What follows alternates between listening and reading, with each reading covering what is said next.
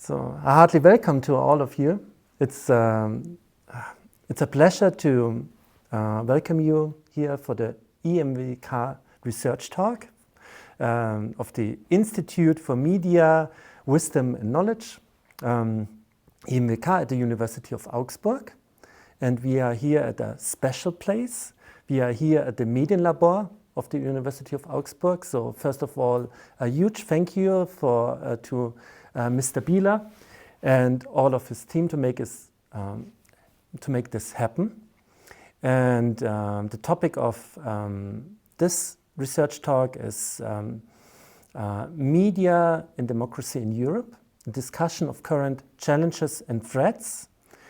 And as you know, alone since the 1st of January, so much happened in this regard.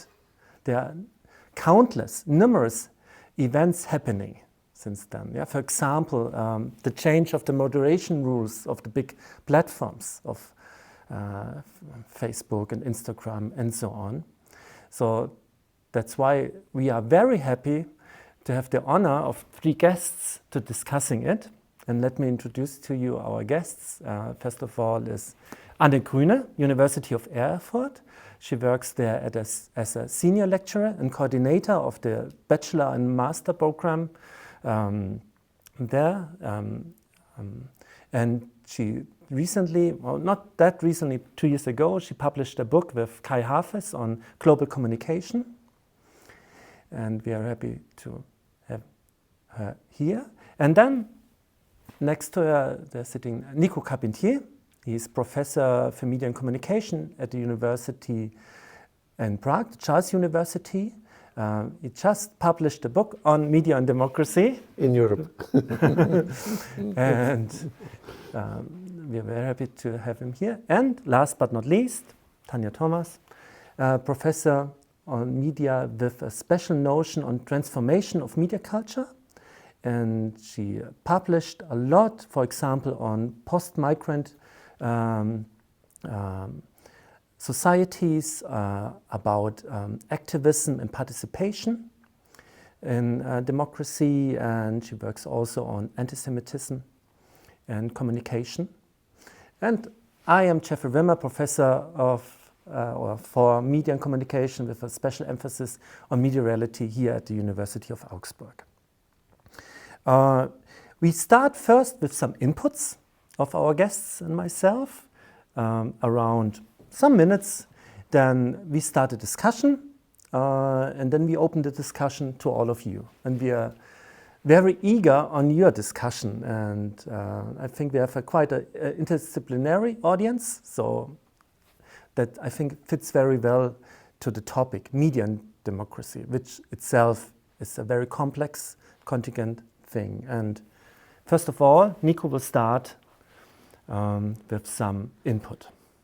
Well, thank you for a lovely introduction and for getting all our names and affiliations right, which is always quite an effort. The one thing you forgot is that you also published a book which accidentally is called Democracy and Media in Europe, because you're actually the co-author of that. That's why I said media and democracy. That's exactly. My part. Yeah.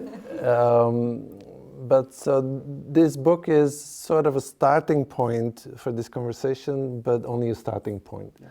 And I think we also discussed this talk beforehand and made sure that we wouldn't be reviewing a book which is boring for all of us. We would like to use that book to think about democracy and media, not about the book. Right? It's a tool. The other little detail, obviously, it's in English, and I am sort of speaking English as well, so I'm probably the only non-German speaker here that's sort of forcing everybody to speak English, for which I'm very grateful.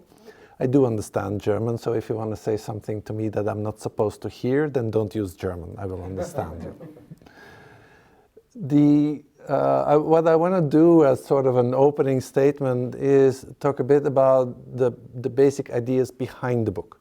I don't want to zoom in on the book. I want to sort of talk a bit about what is in that book as core ideas. And for those who actually managed to look at it, there are actually pictures in it. And I want to show some of these pictures because I think they're helpful. Now, you can't read them, don't even try, you're not supposed to. I will help you in these difficult times of visual impairment. The core idea of the book is that when we both talk about democracy and we talk about the media's role in democracy, both of these areas, then there are some very core defining elements. What is democracy? And they're quite fixed. For instance, in the case of democracy, the idea that there is a balance between representation and participation. Right? Representation being the delegation of power to a particular political leadership, and participation, the exercise of power through the political community. And that's pretty much what we always understand when we talk about democracy. But then there's so many other elements that are within democracy, and when we talk about media, that are actually object of political struggle. A lot of these areas are not set. And to use my example from before, when we talk about the definition of democracy, participation, and representation, how we balance these two is not given. There's no consensus about that. We all fundamentally disagree, and it's actually part of an ongoing political struggle to move into more participation, those who are defending participatory democracy, and those who actually prefer, say, more a top-down model where the citizenry mostly votes. And that's a political struggle. And if you look at the role of media, you'll find an equal number of political struggles. What do we do with free speech? How much free speech? What are the limits? Do we go into the absolutist version, which is what we have seen in the US and which is being confirmed over and over again? You need to be able to, the famous example, you need to be able to shout fire in a theater because that's free speech. It's not very nice to do, don't try it at home and in the theater, but it's part of this absolutist version of free speech, which is very US based. And then you have the idea of, no, we need to actually relate freedom and free speech with other values. And there are limits to what can be said because it, for instance, affects the dignity of particular groups in society. And that's a political struggle. It's not given, it moves. Now, the movement, and that's where it gets really interesting, so this is the more details, there is also a series of forces that try to push democracy outside democracy. And we call them threats. We don't call them political struggles, even if they are also obviously political struggles, but we call them threats to democracy. Because that's where actually we end up with potentially a new reality, which is no longer democratic. That's where the real threat to democracy starts. And I think we are witnessing some processes that actually are good reasons for concern. They're quite, when it comes to media, for instance, huge issues about sustainability. Right? Who will afford public service, for instance? Who will pay for public service? There's decreasing interest. Colonization, where we see the commercial world actually get a huge grip on platforms, but also on, say, more legacy media. And we see there that the colonization also brings in the role of the owners, media owners, and there's a famous US example which I will not refer to, but hey, you know. But there's also disenchantment, which is a huge threat. If the citizenry disconnects, if there is no interest in democracy with its citizens, if they are not willing to defend democracy, we will not have democracy. So disenchantment, frustration is a major threat to democracy. There's only 5 in our book, and there's an endless list of extensions there. The change of political knowledge, what we call truth, what we actually allow to circulate. Conspiracy theories, forgive me for saying, stupid things, because that's a little footnote. We often see stupidities circulate, and we hardly ever say that they're stupidities. for the record. That's a little footnote which is incredibly interesting and important. And the last threat is violence. Violence is a huge threat to democracy itself, because violence is the moment where democracy stops. Violence is the suspension of democracy, it's the end of democracy. In a media context, we do have symbolic violence. We have the evilness of harassment, of online hatred, and at some point that pushes us outside democracy, because it creates forms of antagonism where we start seeing each other as enemies. And defining the other as enemy is a huge danger to democracy. I don't mind agonism. I don't mind being opposed to each other. But I do have, from a democratic theoretical perspective, huge problems with defining the other as enemy that needs to be destroyed. And that is the fifth threat to democracy. Now, the last thing I want to show you is when we talk about, hey, there are political struggles within democracy, about democracy, and there are threats. Where do you draw the line, right? That's one of the biggest questions, because if there is a political struggle in democracy that is legitimate, democratically legitimate, it's fine, it's good even. We should celebrate that, because that is democracy.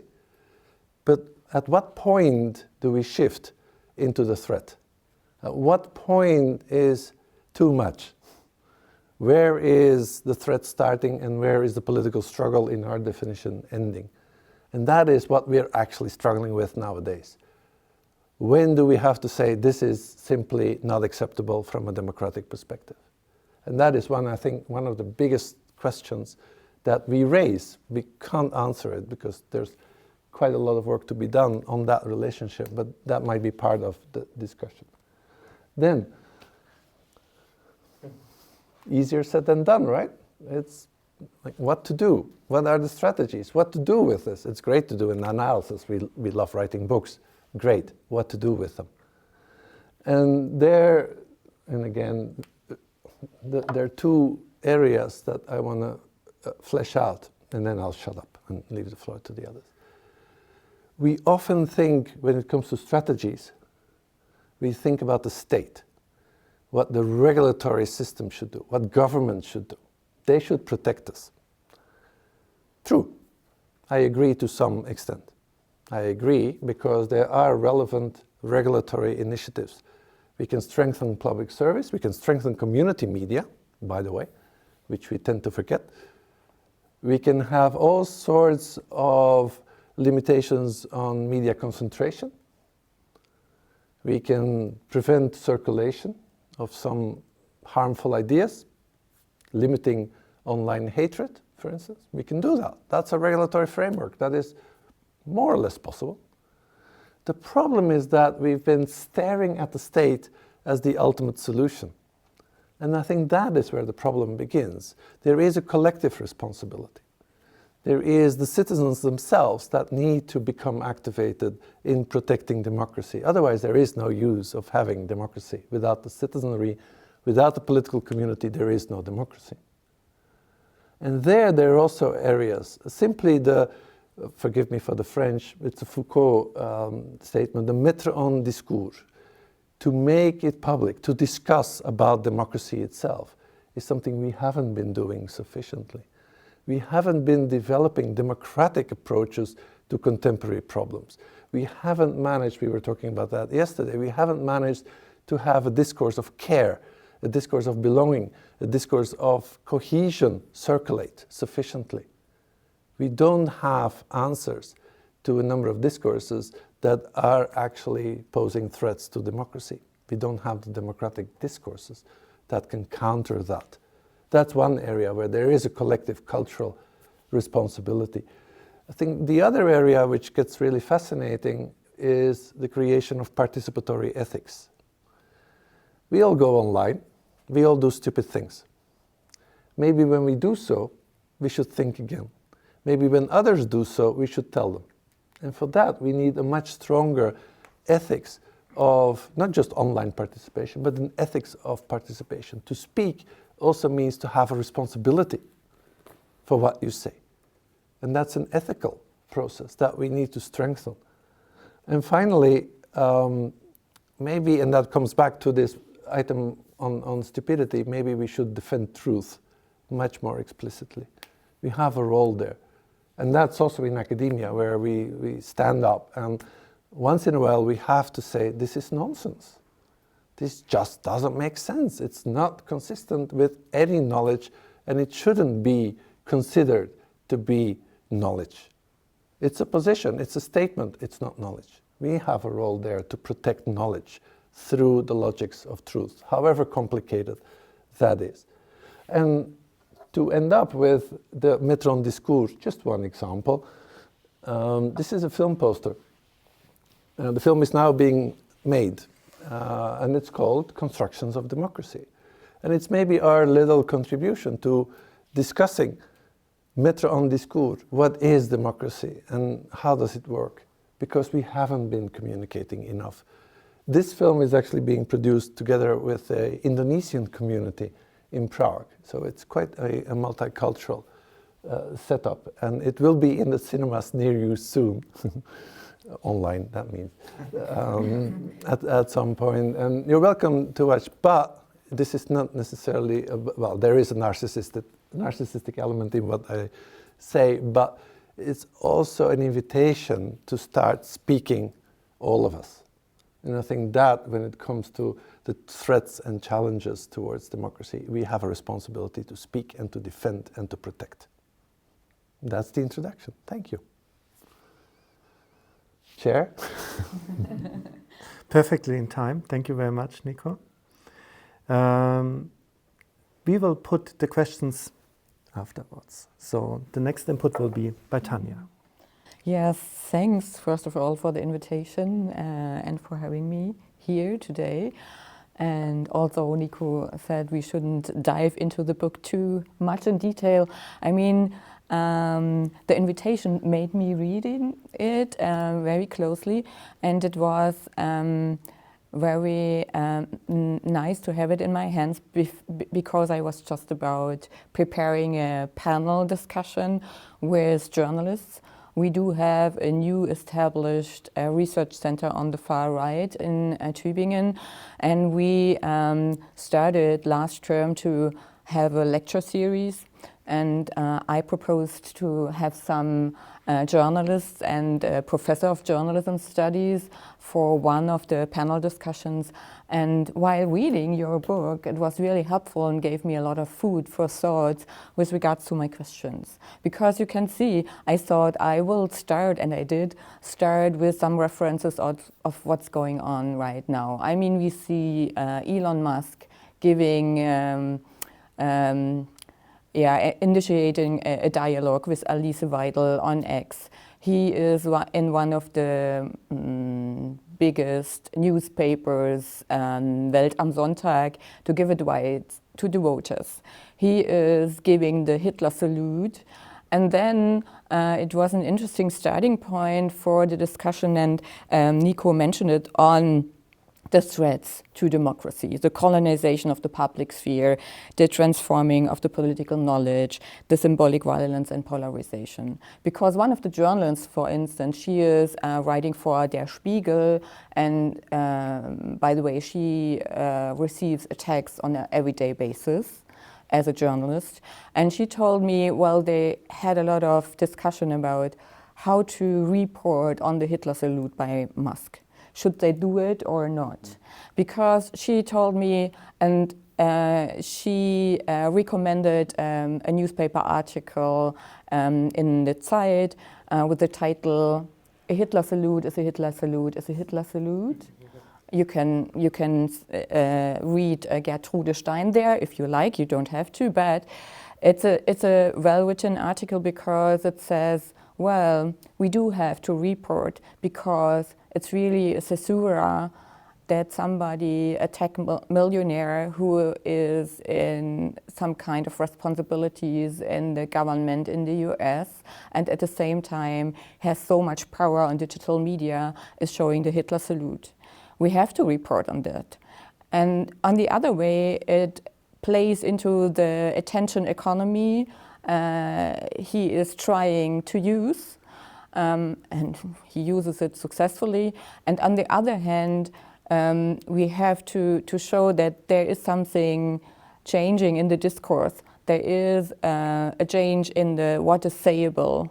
And at the same time, if we report on this again and again, we normalize this kind of shift in the discourse. So she showed really the dilemma of reporting on such an issue. And that was only one of the many examples we referred to during this evening. I mean, she told me not only about the attacks on journalism with regards to physical violence when they go outside. And the Spiegel, they have security people. They can afford to have people who are responsible for that. If you go on a local level, on the podium discussion, I had somebody from the local level, and she told me, we don't have the money to have security if we go on the streets. And she also told me they had one article in 2018 reporting on chats on Facebook by staff member of AfD representatives in the parliament in Baden-Württemberg, and they are on court for the 4th time now. They have been there for this single article 3 times, and the court says, you are fine, there's nothing wrong with this article, and they have to go again because the lawyer of the former member of the parliament and who really, I mean, you can go online and read it again. It's really not acceptable at all. I don't want to repeat anything I read there. But it's a lot of costs, resources, energy they have to put into this case they have to deal with. And that's something that's really destroying journalism on a local level. So this is about democracy and media and democracy too. So we have this on a very macro level. We have this on the who is the owner of the platforms and the media, who is in power to perform power. And it made me thinking about the 4th power, and former times we talked about the press and broadcasting station to be the 4th power, and I always had some difficulties with the metaphor because it links it to the separation of power in the state, and the press and broadcasting station, public broadcasting station shouldn't be to do something with the state, so the metaphor is a little bit out of reason. But now we have in the public discourse a debate on the 5th power, which is supposed to refer to the platforms and to the tech millionaires and the algorithm. And the 4th power was assigned to control the state and the representatives. The 5th power now is a threat to the state and its representatives. And there's a big shift we have to think about when we look at media and democracy.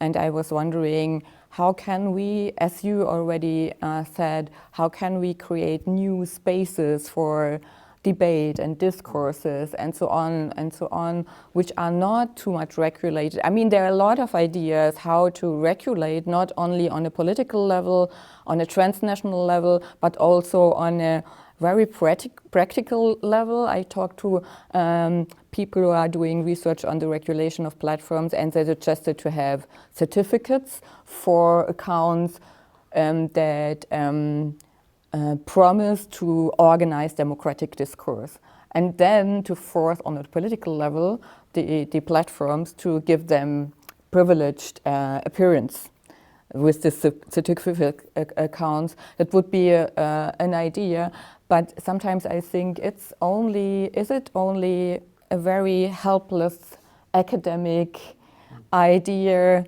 Are we really able to change something with certificates for accounts? But nevertheless, we should think about such ideas. I think we are responsible to do so. Yeah, and with regards to the book, I was wondering if we need new terms. I mean, you talk about publics, and I think the public sphere is also of big importance.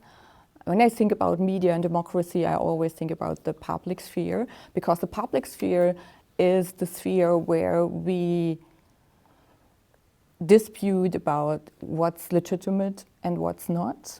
And it's the area where people are invited to think about the self-understanding of democracy and about the ways of togetherness, cohabitation, living together. You can call it conviviality or what you like to, and we can discuss about debates, but the terms. But I think,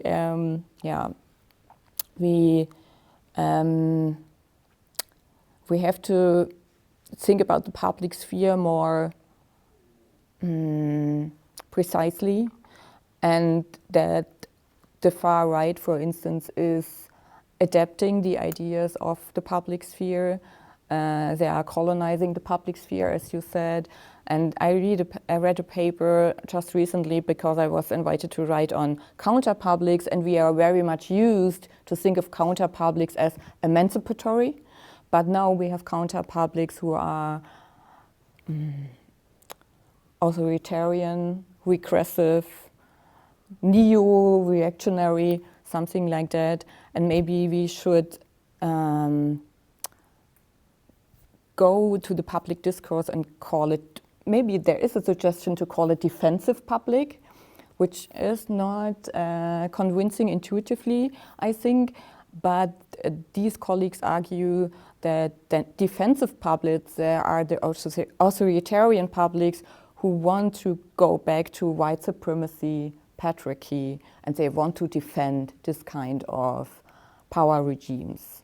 And they invite us not to think only about the communicative strategies, but also about power relations. So yeah, I have tons of ideas with me and questions to you, but I will stop here maybe right now, and I guess I pass the word over to Anne. Yeah, thanks a lot for the invitation. Also from my side, I was asked to consider the global dimension of the topic. So the question of how this debate about democracy and media relates to how we handle globalization, I would say. And I would like to take the next minutes to argue that there is a very strong relationship between the current threats we face in especially European democracies and maybe the problems we face in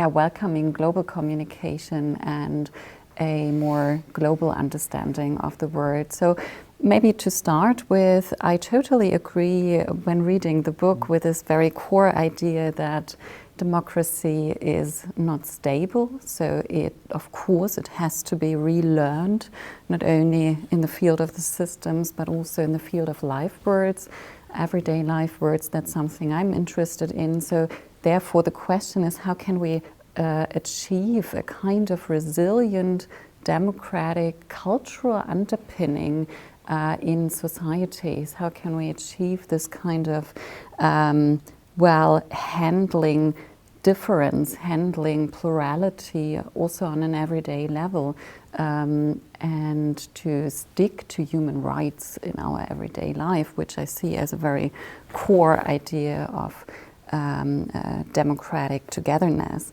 And so this is the one, and I also agree with what you already referred to, which is this, or if we are to consider some of the very important threats, it's this colonization of the public sphere with racist narratives, with anti-democratic, in this sense, narratives, with fear narratives constructed by especially right-wing actors. So the question is, how does that relate to globalization? And I think it relates to globalization insofar as the very substance of these anti-democratic tendencies has to do with, Nico, what you mentioned, the creation, the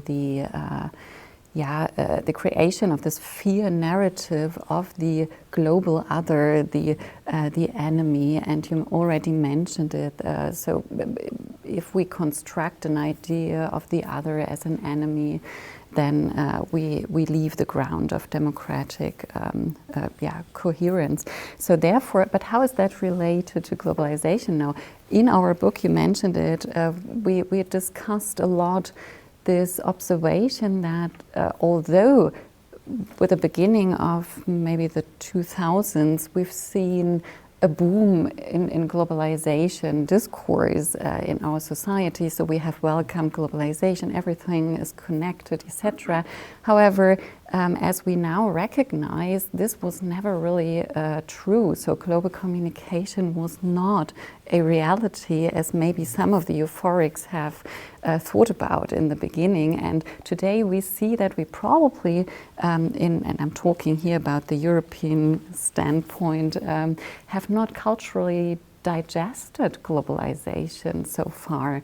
And if we consider especially right-wing actors to construct these racist images. So my question is, okay, does that have something to do with our insecurity to also relate to global others? So the way we communicate with global others is probably very much linked to the way we communicate with our local others. And here we, an analysis of media comes into play. Of course, the media is a very important actor when it comes to circulate global knowledge and images.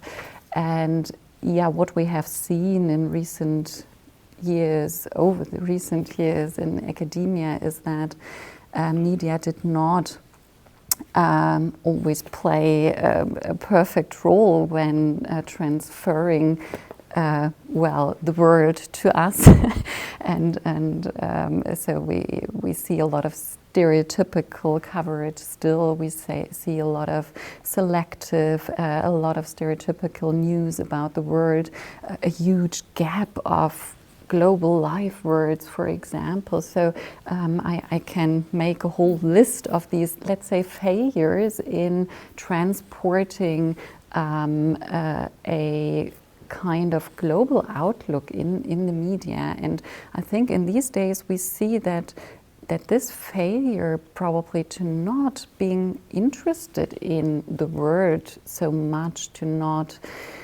also not having learned to really listen to what's going on and to listen to others, to maybe relate to global others elsewhere in an emphatic way, I would say, that this is also linked to this idea of the colonization of right-wing discourses. They are racist. They are anti-Islamic, for example, in the German case. And so I sometimes wonder, how can we be resilient if we do not really know about these others, if we do not really have a good global knowledge about all these things? So what's the substance we have in order to counter these right-wing narratives?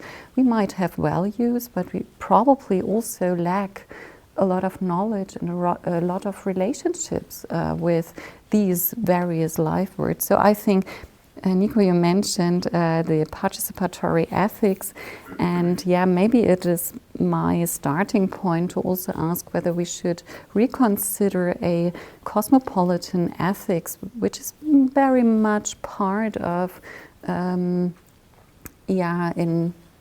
my view, very much part of this idea of democracy. So how can I be or how can I perform, so to say, democratic values within a nation if I do not perform then very well beyond the nation. So that's a kind of, so if I do not integrate globally, how can I integrate locally? So this is a kind of connection I'm very much interested in, and where I do see a kind of relationship between, let's say, our global communication and the local threats we face these days, linked to what you have said, but as a little impulse from this global dimension.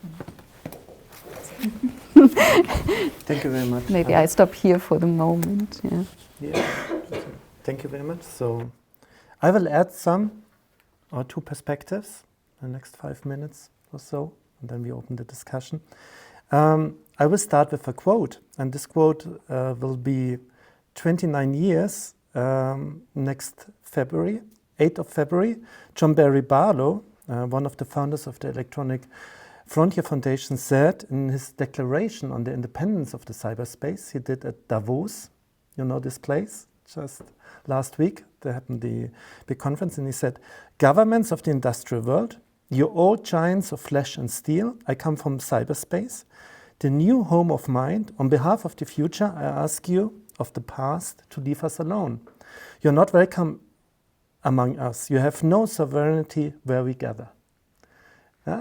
It's almost 30 years when the internet was hope, when it was a vision for democracy, for participation, interaction. And it's something also draws on what Tanja said, how successful the foes or the opponents of democracy were in recuperating the notions and instrumentalizing or even perverting notions and processes of and also of technologies, and successful in using it. Almost 30 years later, and you probably know it, what Musk was saying, you are the media now. X empowers the voice of many, and you can become a citizen journalist by posting on X. It's important for the future. And one was striking very much for me 2 days ago when the leader of the AfDs in the Bundestag was saying exactly the same. We are the people. You are from the past, the parties, and you won't have any power to join us. We are the future.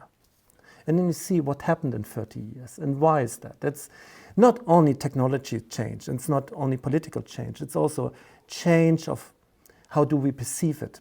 It's a media and cultural change. And that's even more than only amplification of the discourse, what is being said, it's how we perceive it. And that's also interesting from a media and communication point of view. What means the notion to us and how we perceive it. And it's also a tweet I show in the bachelor courses, master courses, and some of you know the famous tweet 2017, there was a tweet, so, in the beginning of 2000, the internet was an escape from the real world, and now it's totally opposite. The real world, like here, is the escape from the internet. And it's something also, why is that? It's something also, it's not only the strength only of the right wing and extremists. It's not only the strength of them and their collaboration. They prepared a lot. Just compare how Trump started his government last week and how did he started 8 years ago. It's also, I would say, the weakness of the others. Probably we didn't care that much in the 30 years. And we also from the point of regulation, we only looked probably on the economic point of view. In Germany, the federal media authorities, think about them. So like the BLM in Germany and Bavaria is focusing on now in the last 2 or 3 years about podcasting, about the influencers, but only on the economic point of view. Now only research is starting and the discussion is starting. Do they have any responsibilities? What is about the ethics of influencers and them? So how do they have a public responsibility? How professional they are, and so on and so on. And this is one thing also what surprised me a lot, because when I started, and Tanja referred to that, when I started my research on counterpublics, I was very impressed by the globalization critics movement. Think about Occupy and something like that. So they started to revitalize democracy, not to destroy it. And that changed a lot. And I think this, I was also influenced heavily by Henry Jenkins in this idea of participatory culture, which is also an extension of participation, to take part, to be active. Not only to be active in the sense of activism, but on to participate.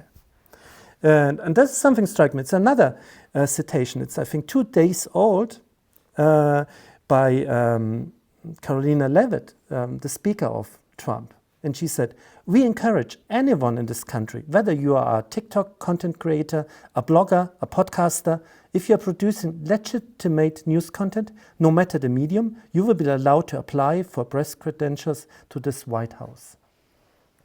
And the first 2 questions at the press conference went out to Breitbart, which is heavily right-wing, and the other one to Axios.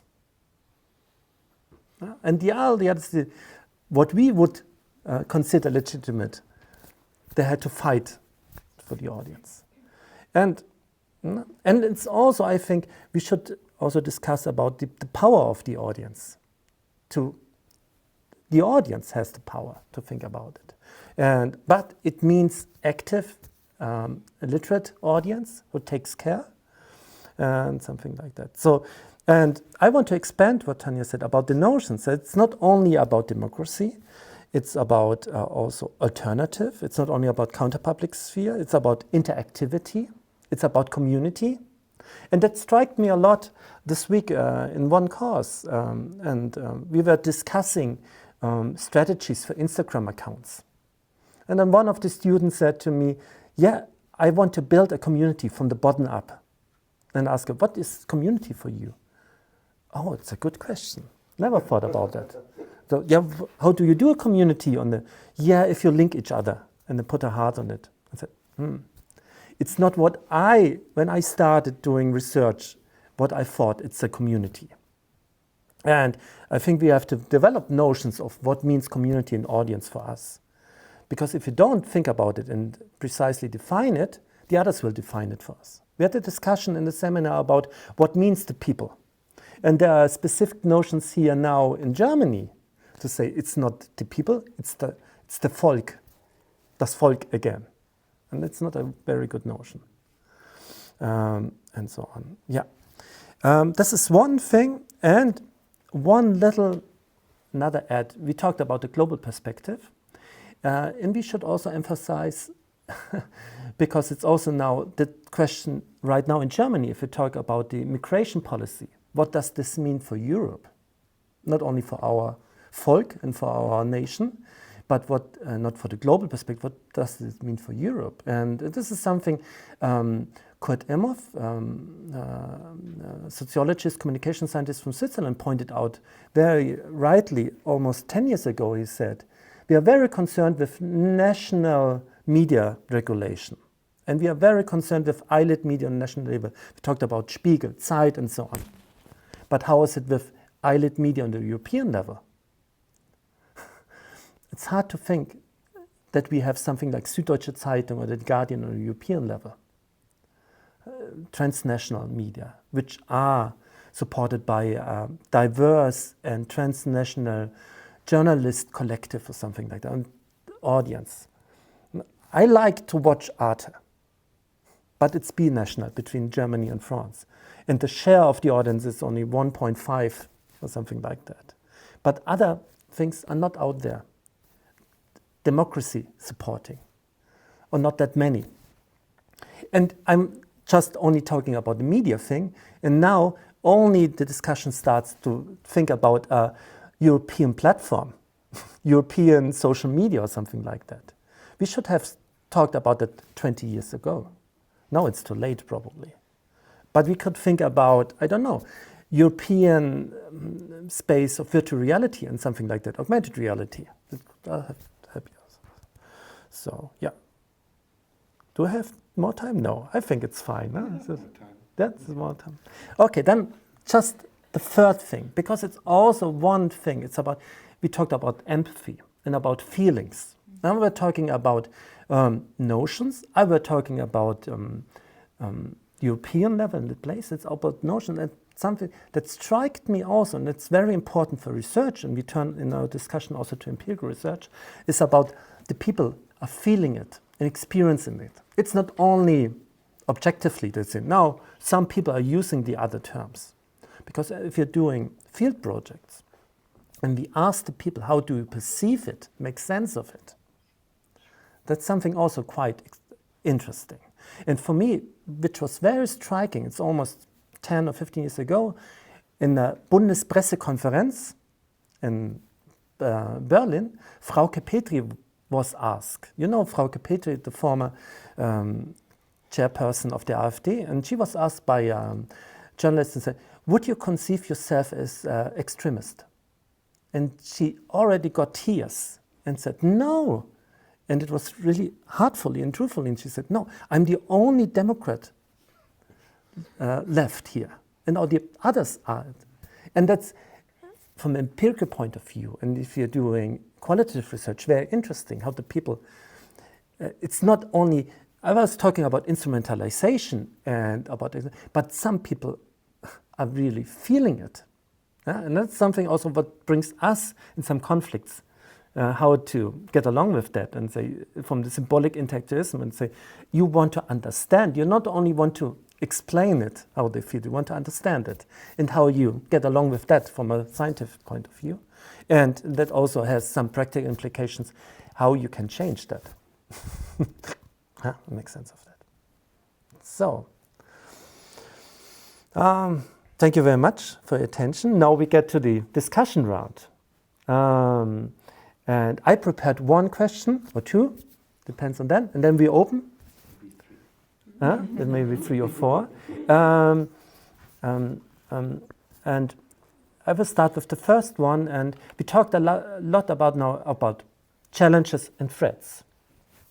And about how to make sense of that and to analyze that and what is important. So I would pose the next step. So what do we do in the next step? How we can get along with that, especially from the point of being at the university, being a researcher. What are the next steps? You have to point to somebody. You're in the chair.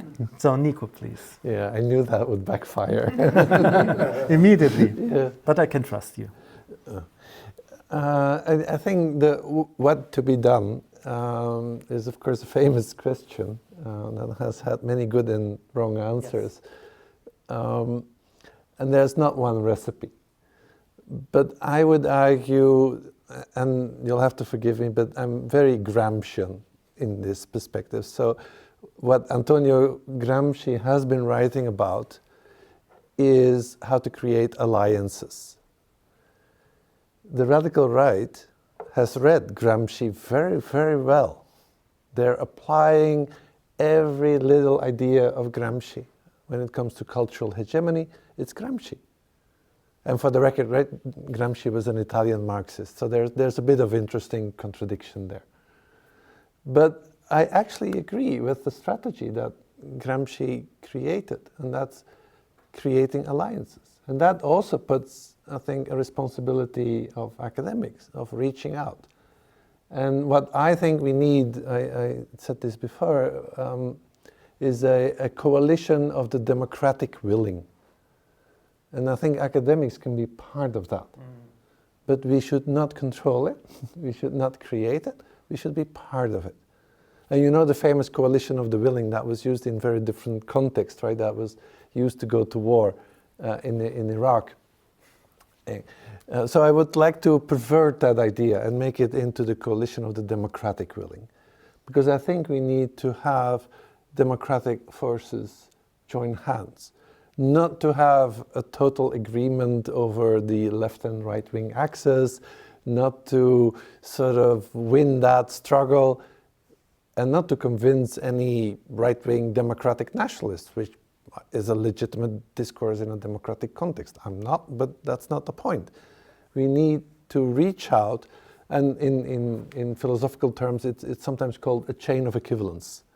We need to bring all these different ideas that are all democratic somehow together in one huge discursive material alliance. I think that's, when it comes to counter strategies, that's important. When it comes to academics, to be part of that, we are good organizers. It might not be very well known. It might not be very well known.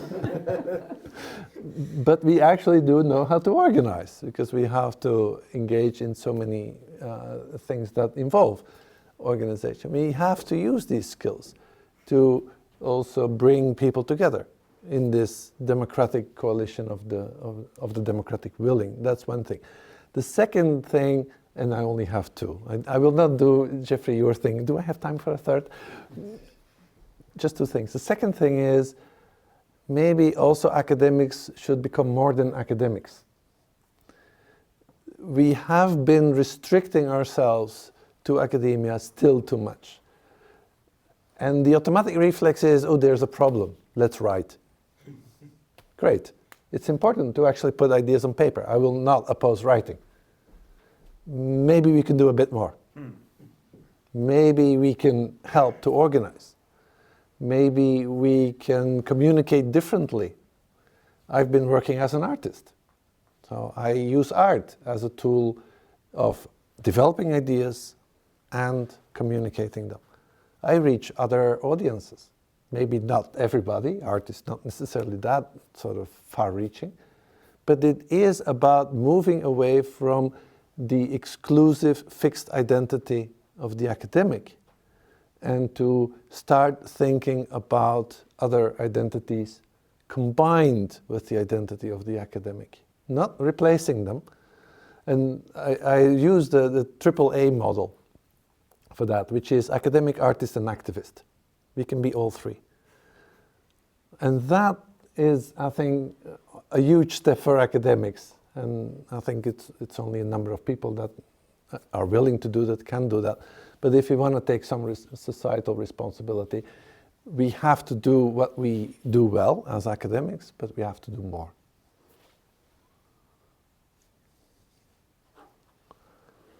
May I add something on that? Yes, because please. we had a discussion on being an activist as a researcher, because it can damage you as a researcher to be called an activist, and we all know.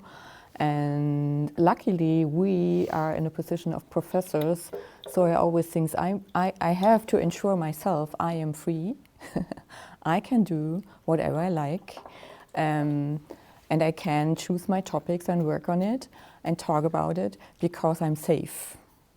That's not true for a lot of people in the academia. But nevertheless, I think there is a need with regards to the current developments in political political debate.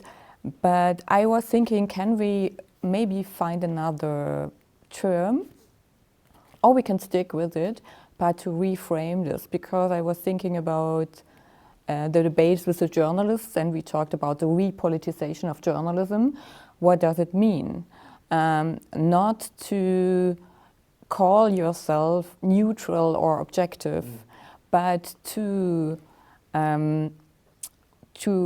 fight for the democratic values of the Constitution, because this is what it means, not to be neutral. And if you look at the conventions for teachers, for instance, they are asked to be neutral. But what does it mean? If you look in Germany, we have a Beutelsbacher consensus. I don't know if you are familiar with it. You don't have to overwhelm. You are not allowed to overwhelm your students. You are not allowed to portray something as there's one solution. You have to show there are controversies if something is controversial. But you also have to defend the democratic values of the Constitution. This is what means to be neutral in regards to teachers.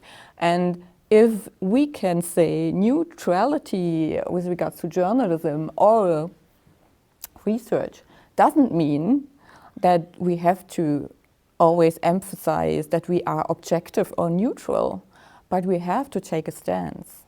And that's something I find in a paper I read written by Silke van Dijk on fake news. I really liked reading it because she makes very clear that truth and lies, that's no reference point for politicians like Trump, for instance, and many more. That's not a reference point. And we have to understand this. And we also have to understand that they are using our theories of constructivism and deconstruction and make use of these theories. And then she argues, well, the reason for that is that we missed too much to take a normative stand and to make it very clear that also we can deconstruct things. We have to make clear that we do take a normative standpoint. And we have to show that this is for democratic values, for human rights, that it's criticizing racism, sexism, patriarchy, and so on and so on. We have to make clear that there is no neutrality. Maybe this could be a starting point. And regards to, and I went to the US during election time. It was a really depressive experience, I can tell you. But I listened to a talk about free speech, and the author argues for fearless speech. And there is a reference to Foucault and Parisia, so we can elaborate the theory behind this idea. But to make it very clear, when she talks about fearless speech instead of free speech, because free speech shouldn't be used to be free to tell every shit that you can think of. It means fearless speech if you offer for the marginalized people the opportunity to speak without fear. And if you can guarantee that people, marginalized, subaltern, poor people, can speak up, raise their voice without fear to be attacked or even arrested, then we can work for democracy. So, and I think that's very convincing. And I think we all also, I have no term yet, how to call myself, in public at least, at an activist, academic or researcher. I think we have to intervene in discourses, and maybe we can think about, that's our expertise, to think about notions and terms. Can we work with such a difference between free speech, fearless speech, to have some tools we can bring into the public discourse, to work with, to convince people, to not to talk about Foucault and Parisia. We can talk it in the classroom. It's important. It's really important. But we have to speak up in public, and we have to think about how can we profit from our knowledge, our expertise on theories, and convince people. Because if I stop soon.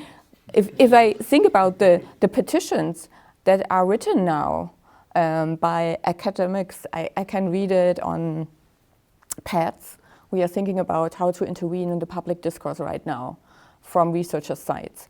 And we think about how can we defend gender studies, for instance. I'm in feminist theories and gender studies. I don't think that we can argue with our theories. We have to convince the people. And I don't want to have a debate on gender studies. We have to have a debate on critical research and studies and so on, because I think it's useless to think about. Yeah, but we have to find arguments and show up in public with convincing notions and ideas. Yeah. Thank you. Yeah, also two things come to my mind with this question, and I think the first one is very much linked to what you already said. This is about the alliances and to make knowledge, to transfer knowledge in a way that it can be used for the best democratic developments. So, for example, I mean, I talked about mediated images of global others before, and foreign news reporting. The same is true if we look at the representation of people with a migratory experience in the media, etc. So we do know a lot. So if we follow at least legacy media these days, we can, as academics in media and communication studies, I think we have all the knowledge in a way to explain what's going wrong. So there is too much attention given to right-wing populist agendas. There is this question of what do we need to communicate about each quote by right-wing actors, etc., etc.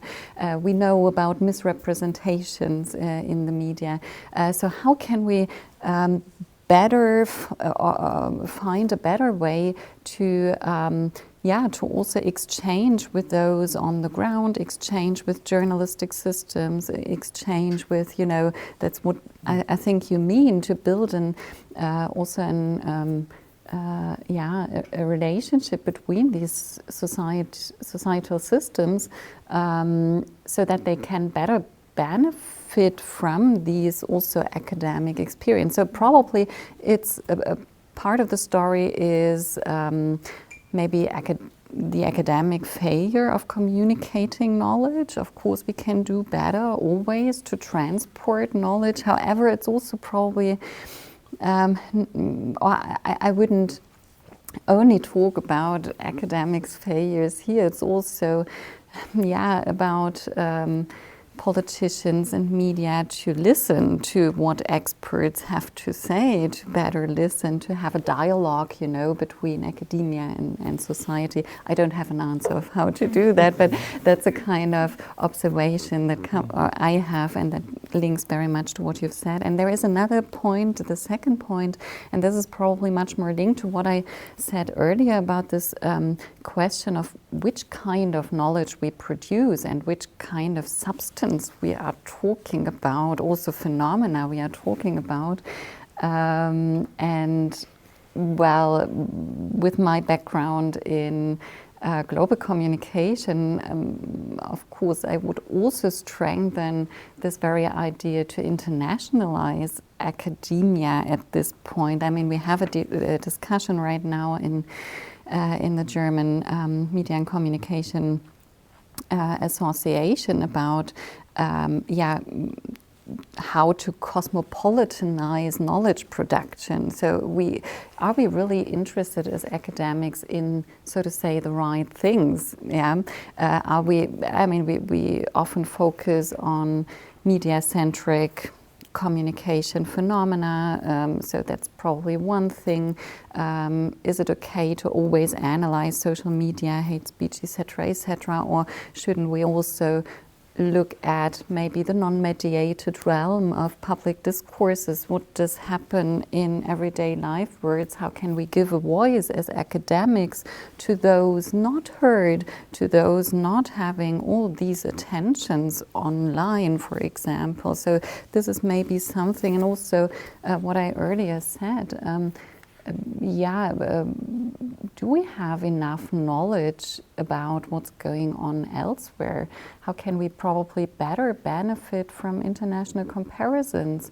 How do people defend democracy elsewhere? What are strategies? What can we learn from South Korea, Hong Kong, whatsoever? So isn't there also a linkage, and isn't there a benefit to look beyond European borders to further internationalize our interest in often globally intertwined phenomena? So this would be a second maybe thought to also reconsider our own interests, our own routines in knowledge production, our own global knowledge of European academia, in a way to strengthen this,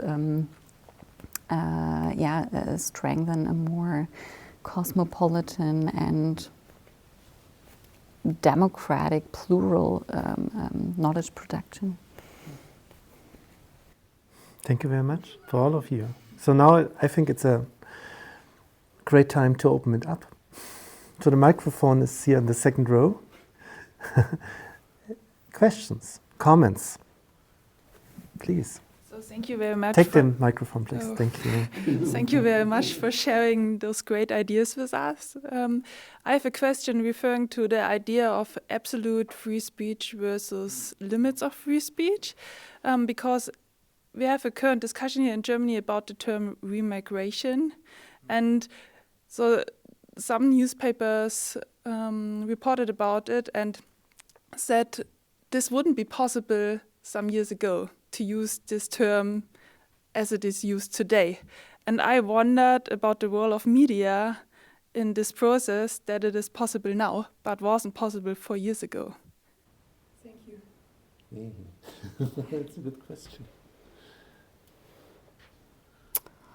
I have no answer to this. I mean, we discussed it a little bit with the panelists of this podium I just mentioned, and the journalist from the Spiegel. She also mentioned it, that remigration wouldn't be possible to use some years ago, and deportation. Some journalists use the term, but it's almost gone. I cannot see it in the news during the last weeks, but obviously it's about deportation. The idea is deportation, and I'm not sure what's the dynamic behind this, that you can see it in the news, the remigration term all the time. Although there is some awareness that's it's a notion, it's a term that shouldn't be used, but still it's there. I don't know why. I wasn't going to answer the question why. Yeah. It's a bit of a tricky, but I think you can look at it as an oil spill. So at some point people drop ideas and they use particular concepts and they spread. Now they can spread in a million different ways. Media have one way that they get distributed in a variety of medias, because you can say, okay, mainstream media are starting to use it. Yeah, that's one way it spreads, but it also spreads even through interpersonal communication. In the case of the Belgian radical right, which I tend to know a bit as a Belgian, you see these terms being published in books from the radical right, and you see that they go through lectures. Then there's media attention for the lectures, then the term is used, so it gets more and more visibility. So that's the oil spill idea. I mean, and that's a strategy. You drop concepts, and sometimes they work, and they get replicated and repeated, and then you get eventually a process of normalization and acceptance, or you get a process of rejection. You can say, we cannot say this. But in some cases, and this is where, of course, the entire cultural context matters, some concepts become more acceptable at a particular time. They were not years before, but the entire concept, the entire context, political, cultural context has made these concepts more acceptable. And so more and more people start using it. That's how a concept actually spreads. It's like an oil spill. Yeah. And I think that's the dynamics. And just one sentence, media organizations can decide not to be part of that. But then you get the argument, yeah, but the others are using it, which is where the oil spill actually starts really working. And I think that is a problematic argument. I think that a media organization has a responsibility to reflect about the language it uses. And it should not necessarily be copying other media. If other media decide to do so, fine. But I think that also the newsroom, so to speak, has a responsibility of its own to decide to use it or not. Because the oil spill metaphor works. You need to, when it comes to these very problematic concepts, you need to contain them. You need to block them from being used, and you also need to deconstruct them. You need to say, well, in Dutch, the ontvolking, right, is the, and you understand the word, right? it's used and you see it circulate, but it's also resisted. And that's, again, a struggle whether that concept will be accepted or not. And I think there are good strategies try to counter that, to contain it, to start saying, look, this is really a term that has a history and you can't just use it without referring to that history and getting yourself in a very problematic spot. And that's the rejection and resistance strategy which we need to keep using.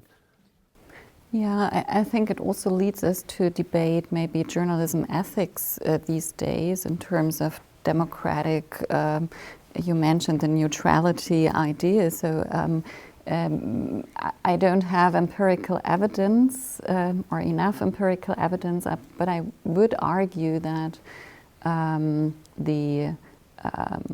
let's just say mass media is co-responsible for this trend to normalize all these terminologies, and as you know, always referring to the agenda set by these empowered right-wing populist actors, of course, is part of the struggle to fixate meaning here. And sometimes I feel it helps to look at what is not discussed in these discourses. So why don't we use these terminologies and transfer them in the public to a debate about human rights, to a debate about totally different discourse chains we can think about. So why do we use these harsh terminologies and not discuss other forms of support, healthcare, whatsoever? And here I think we see, or that might be for us a very interesting analysis, not only to look at what is communicated all the time, but also to reflect upon the alternatives, the dialectics that are not used here, or the unsaid criticisms, etc., etc. So this is just a reflection, and then we are, of course, talking about journalism ethics. So how should I talk about these topics? I want to add one, and it draws on what Nico said. It's a very nice metaphor to say it's oil, because oil is dialectical. We need oil for our engines. So the news needs these notions to produce media. But if it's not refined, then it breaks the environment. And that's the problem also. It's what Rosa is saying from sociological point of view, the German sociologists. We live in times of acceleration. Now so much is produced that journalism acts hastily. Something we talked about several days ago. So Trump produces, and his team, it's not only him, it's his whole team, produces bullshit every day 10,000 times. And what is journalism doing? And we are doing, we're only reacting to it. So it's garbage which blocks our systems. Yeah? And that's something. And we are not, and because we are only reacting, we are not producing ourselves new terms or other things. So we are very in a defensive role. And this is something. And it accelerates. That's also, that's what Rosa is saying. It's one notion which was, I'm very sensitive to that, and always talk with my students to them, say, think about it. Use the term fake news. It's the same thing.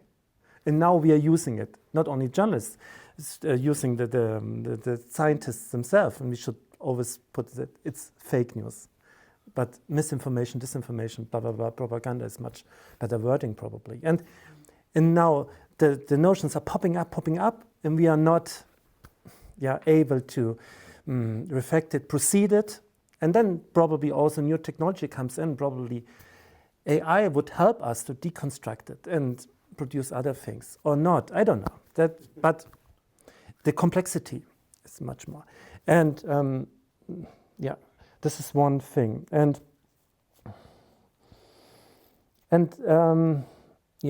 I don't talk about the other thing because we are in the discussion and then probably more.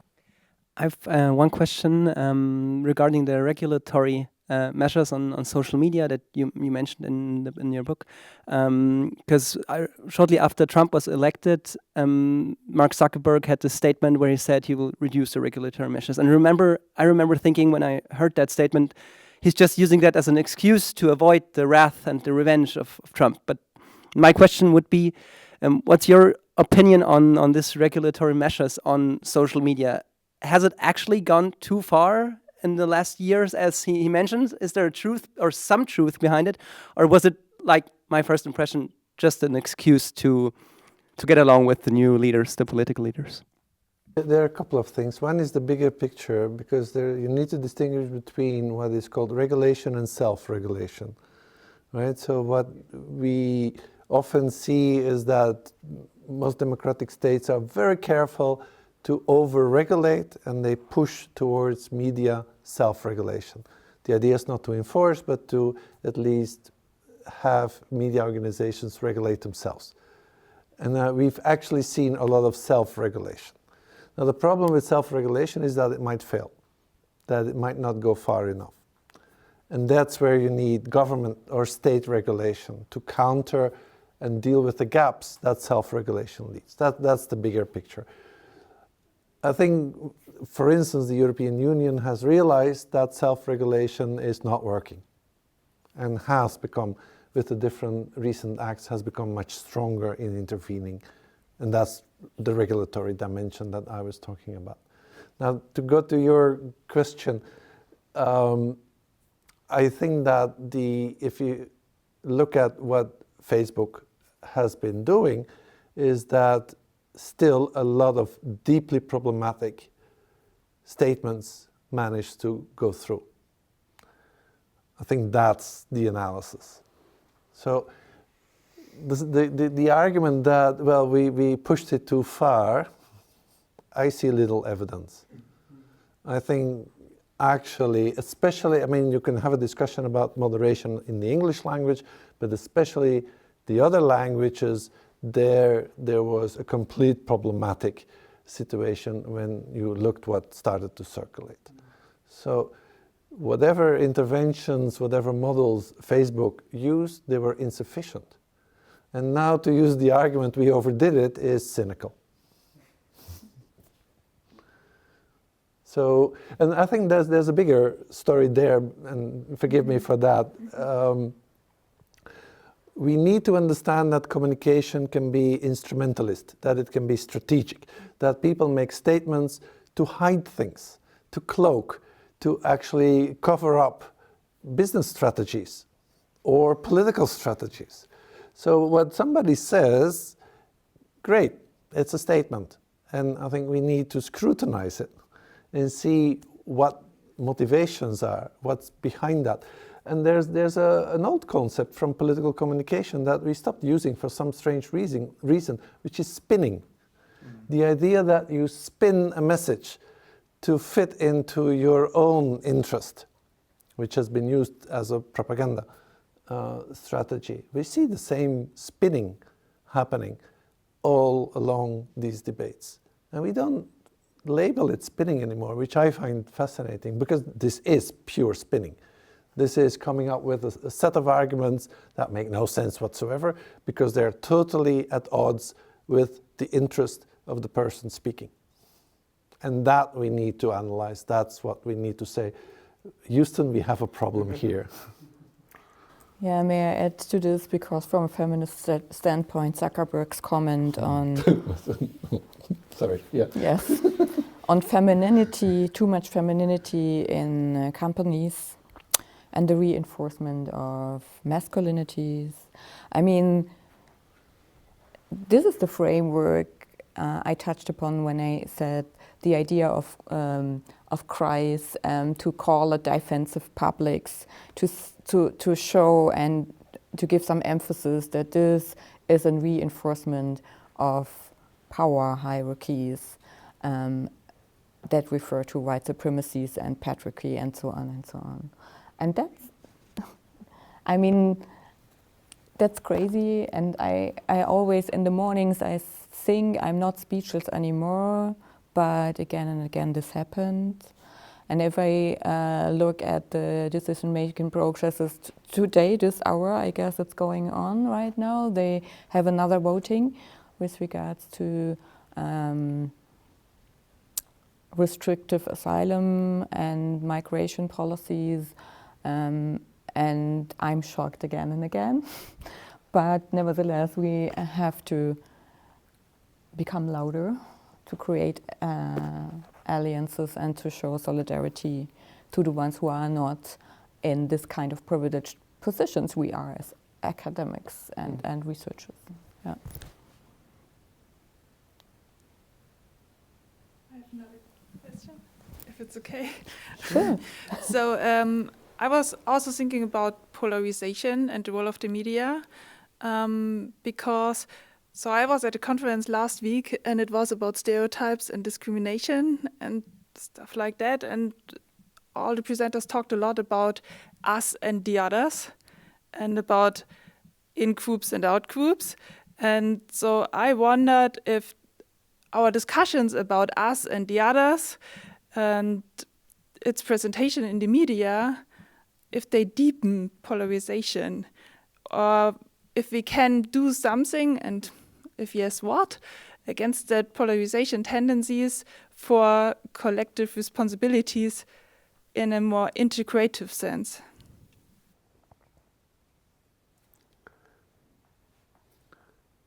I just talked. Okay.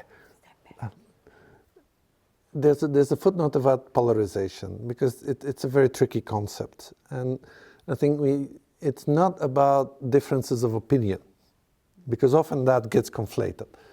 It's about making the person that you disagree with your enemy.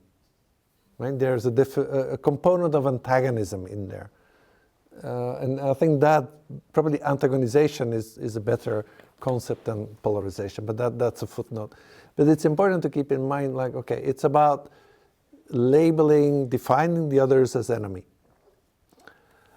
And that, of course, connects with othering, stereotyping. Right? That's because it's basically it's okay to say we're different.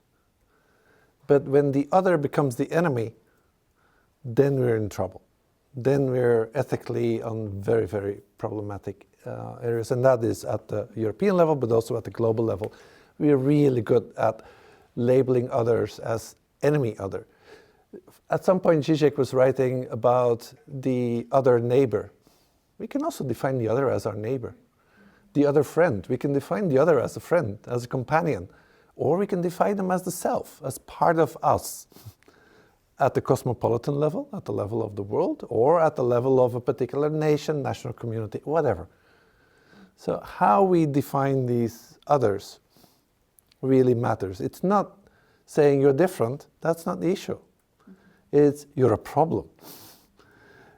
And that brings in stereotyping, the reductionism of the stereotype, reducing people and groups to negative characteristics. Right? That's the definition of stereotyping.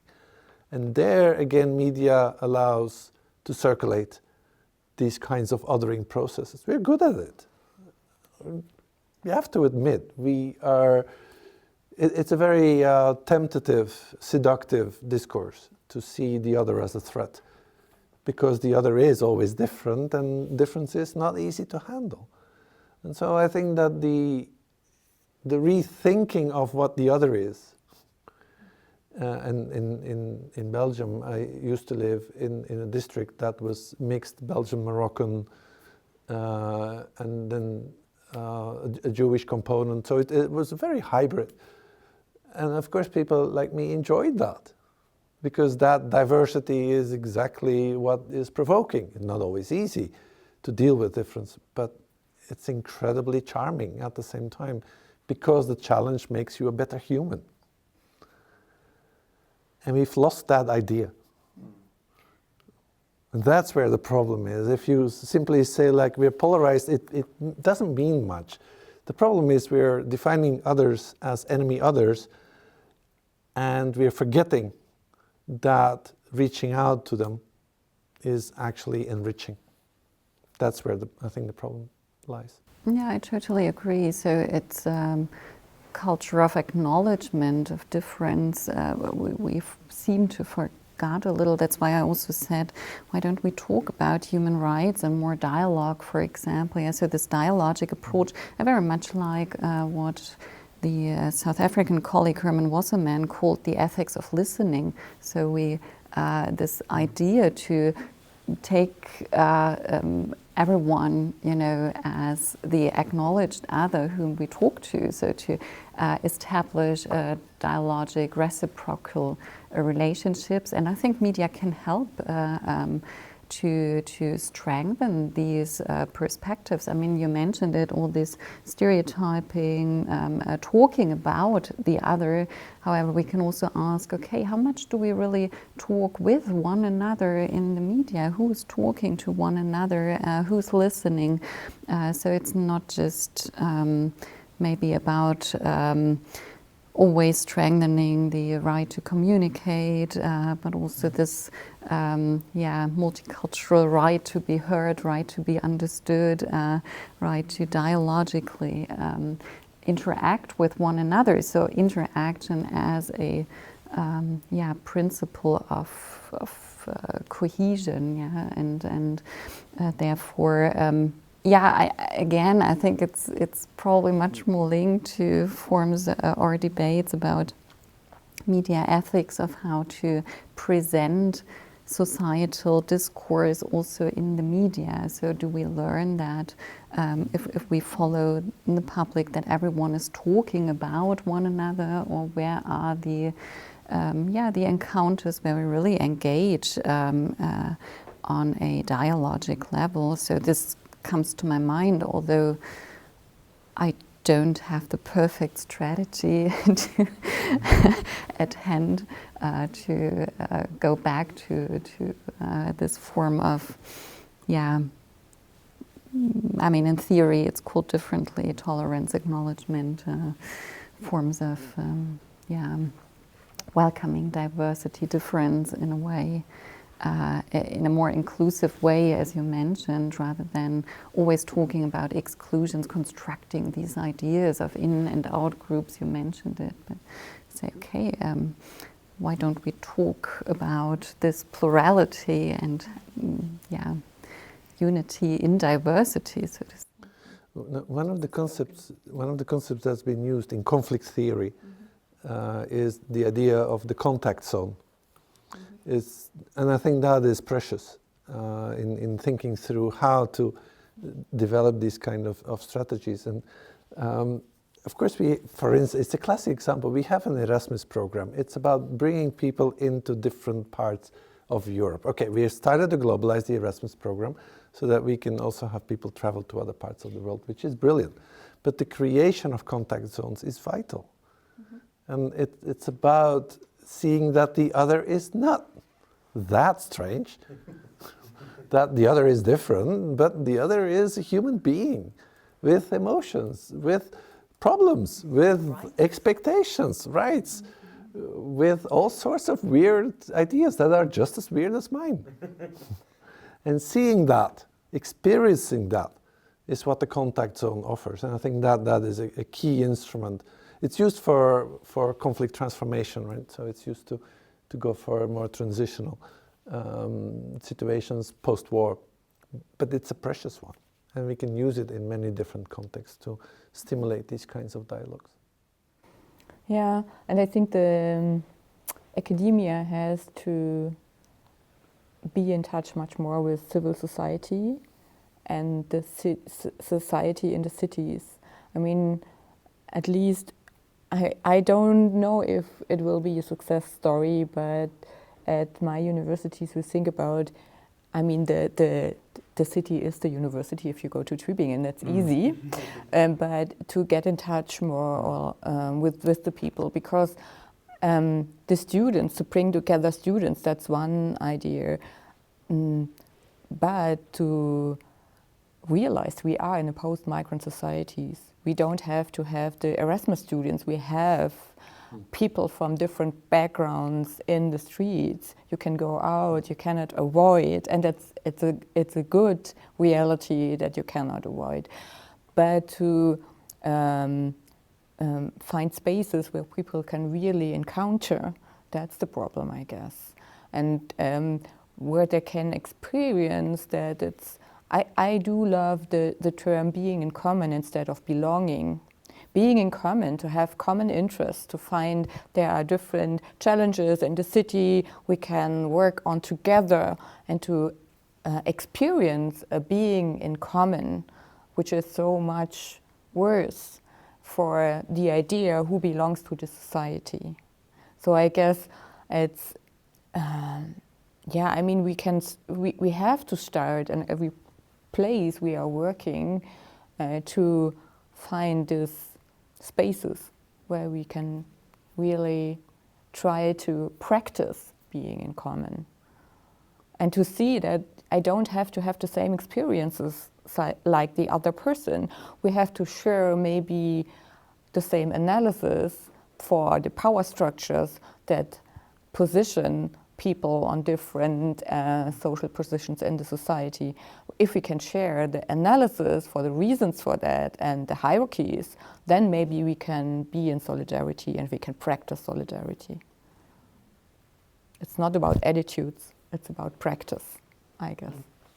Yeah, may I add something, because it's this idea that, I mean, you also ask about the responsibility of the media to some extent here. Of course, it's stimulating dialogue, but maybe also to really disclose all those experiences, yeah, to maybe find interesting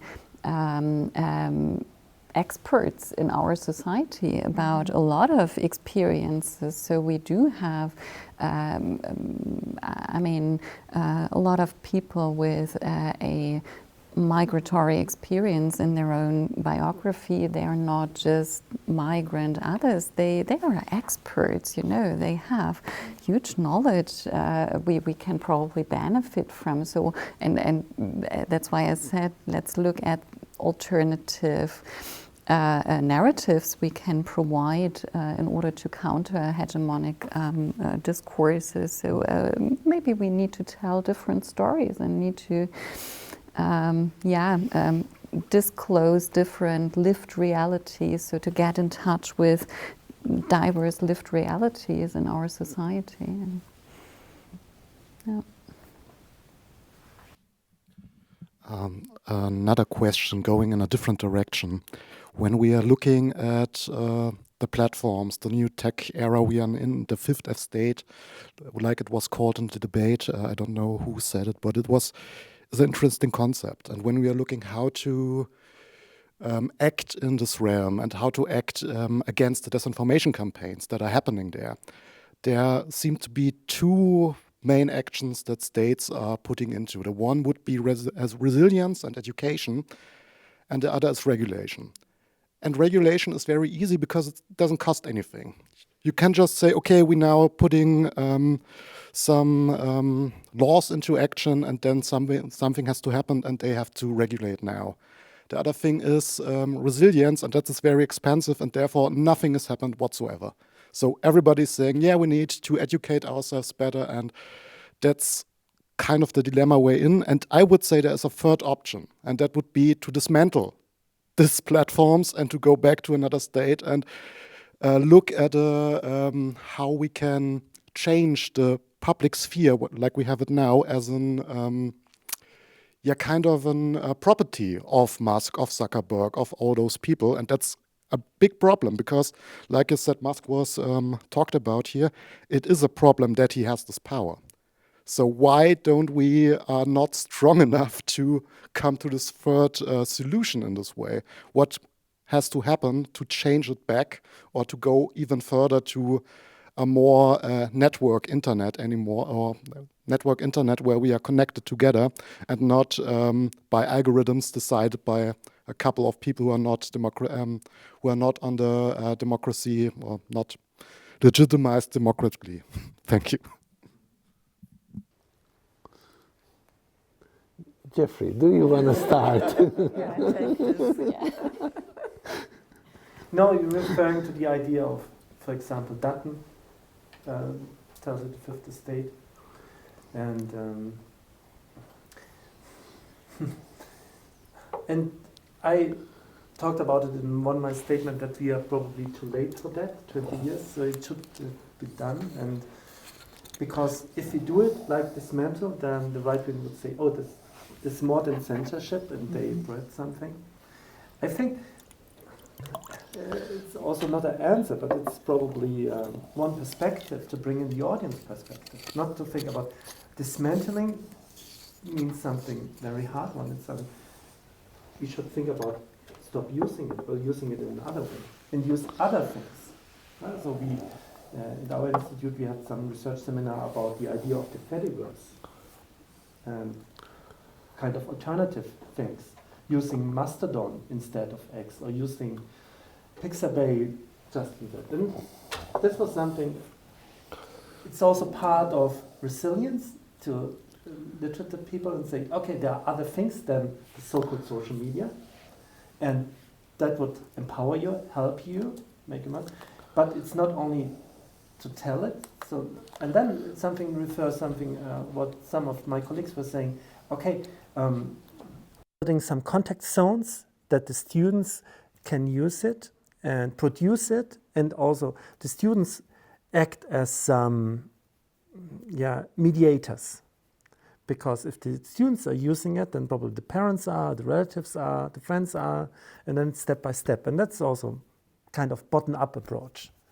And it's kind of a networks we can produce. So that could be one small solution to it.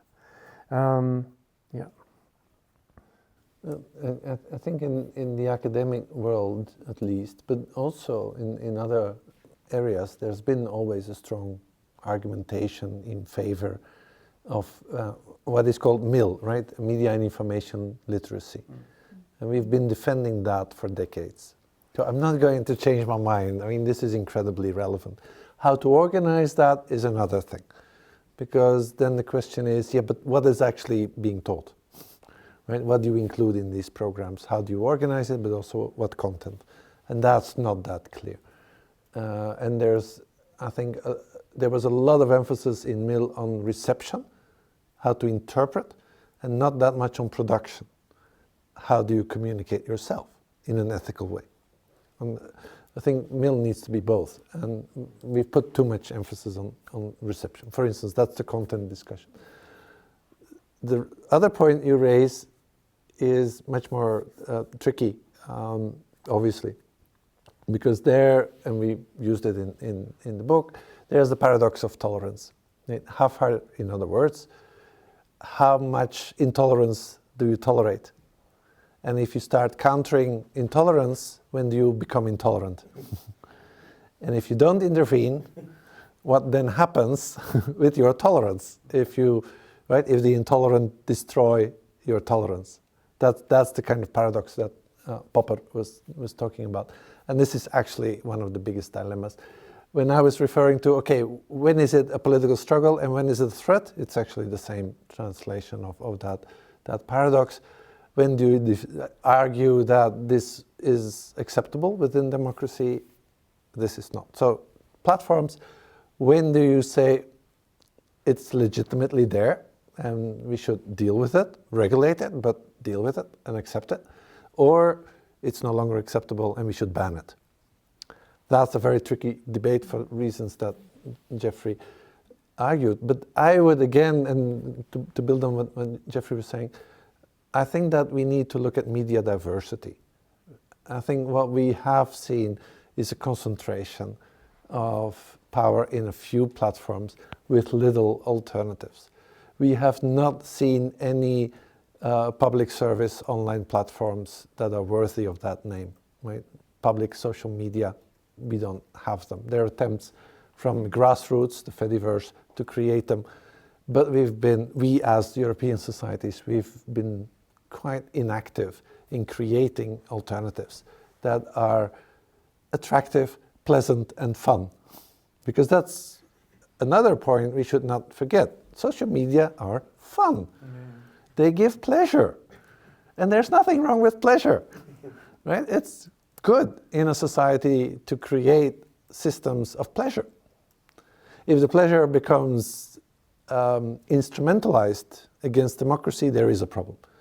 But pleasure is important, and we should not forget the need that social media are serving, that is to provide pleasure, media pleasure. And so, but if we can find alternatives that still provide that pleasure and that are, say, democratically acceptable, then I would argue for them to be built and to be developed, to be rolled out. Now that's easier said than done. Because when you talk about expenses, we're talking about real expenses. But we do have public service broadcasters, public service media, as they're now called. They can play that role. And you see, for instance, Netflix is getting at least there are alternatives to Netflix, like I'm a big fan of the Greek, Netflix, because it really offers great material. So there are, in the public service media realm, there are alternatives being developed. And they need to be much more developed. Because let's not look at this stage at banning, because it is a very tricky and harsh solution. Let's look at alternatives, and let's look at the creation of diversity. If everything else fails, I'm not opposed to banning. If it becomes utterly problematic, if it becomes a threat to democracy, it's legitimate to reduce that threat. And just as a reminder, European Union was not too careful in banning Russian television channels very quickly.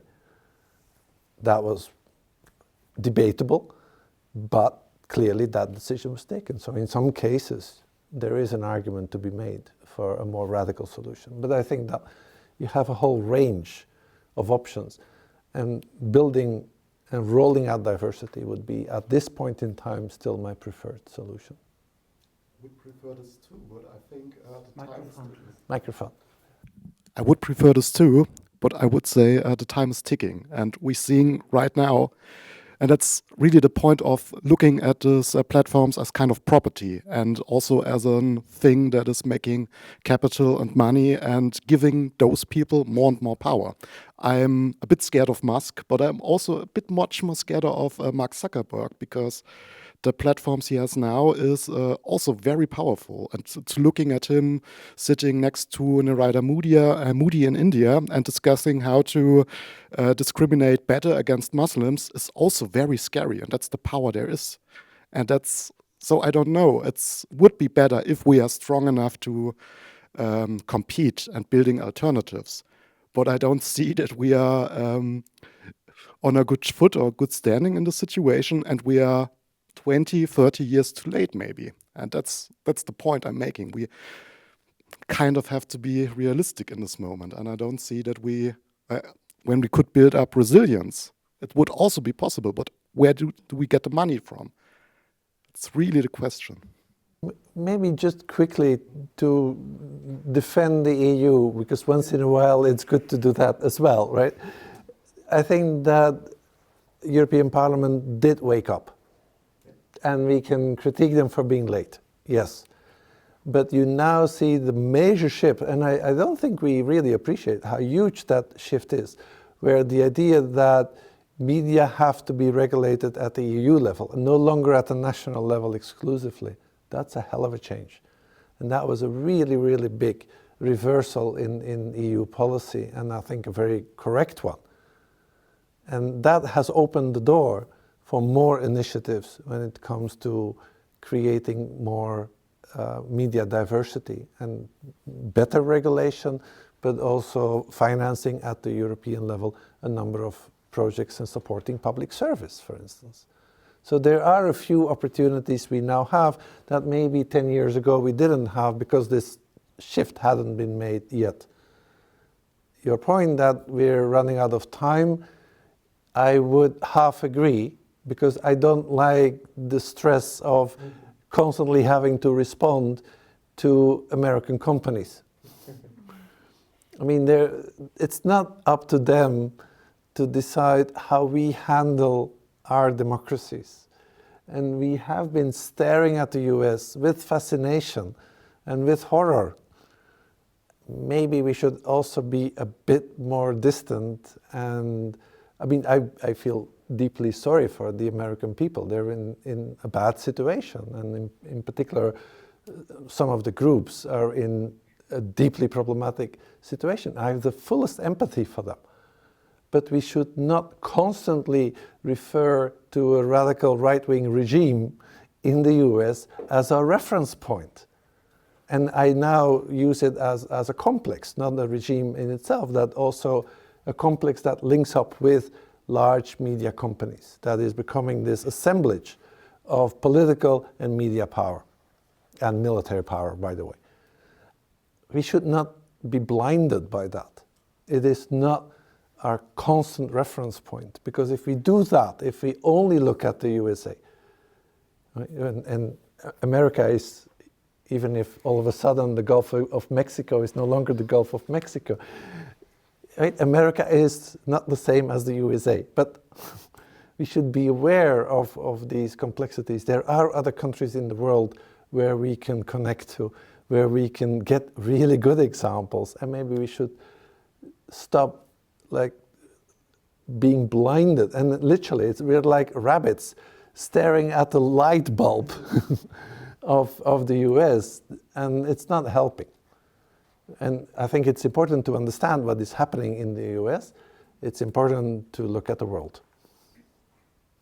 So that's where I think that the time metaphor is also a bit dangerous, because yes, there are problems, we need to address them substantially, but let's not be blinded by things that are going horribly wrong in one particular country.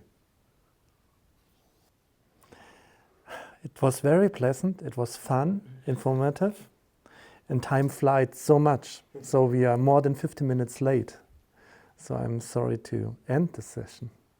So the contact zone was great. And feel free to discuss and approach with us or get in contact after the official ended. So, but as you know, you have other dates and you have to hurry at the university, so I have to end it. But not without saying big thank you to our three guests today, to Anne, Nico, and Tanja. Let me say thank you for the book and the contribution and the debate, which will be inspired by the book. I think it will be valuable very soon, so let's advertise this book. How could I disagree? And thank you very much for being here. This was very nice. Thank you.